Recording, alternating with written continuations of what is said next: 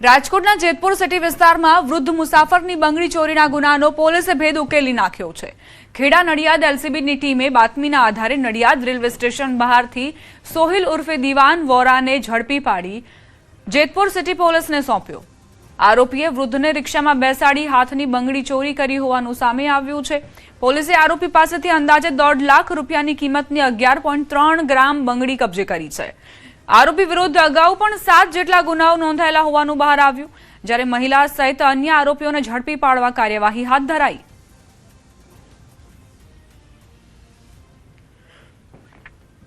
નર્મદાના રાજપીપળા સિવિલ હોસ્પિટલમાં senior resident એનેસ્થેસિયોલોજિસ્ટ doctor હર્ષ ચૌધરીના રૂમમાંથી મૃતદેહ મળ્યો છે, જે બાદ ચકચાર મચી। ડોક્ટર હર્ષ ડ્યુટી પર હાજર ન રહેતા અન્ય ડોક્ટર્સે સંપર્ક સાધવાનો પ્રયાસ કર્યો। બાદમાં રૂમની તપાસ દરમિયાન તેઓ બેડ પર બેભાન હાલતમાં મળી આવ્યા હતા। તાત્કાલિક ઇમરજન્સી વિભાગમાં ખસેડાયા હતા, તેમ છતાં તબીબોએ તેમને મૃત જાહેર કર્યા।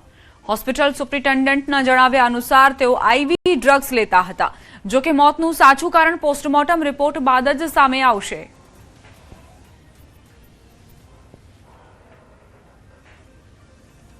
સવારે તેઓ ડ્યુટી પર ના આવતા તેમના વિભાગના વડાએ તેમના ડોક્ટરોને ત્યાં રૂમ પર તપાસ કરવા માટે મોકલ્યા, તો રૂમનો દરવાજો તેઓ ખોલતા ન હતા, પણ છેક ધક્કો મારતા રૂમનો દરવાજો ખુલી ગયો અને જોયું તો તેઓ પથારીમાં પડેલા હતા, જેથી તેમને તાત્કાલિક ઇમરજન્સી વોર્ડમાં લાવવામાં આવ્યા અને ત્યાં તેઓને મૃત જાહેર કરવામાં આવ્યા। અને તેઓના વિભાગના વડાના કહેવા મુજબ તાવ અને શરદી ઉધરસ હતા, જેને માટે તેઓ આઈવી ડ્રગ્સ લેતા હતા।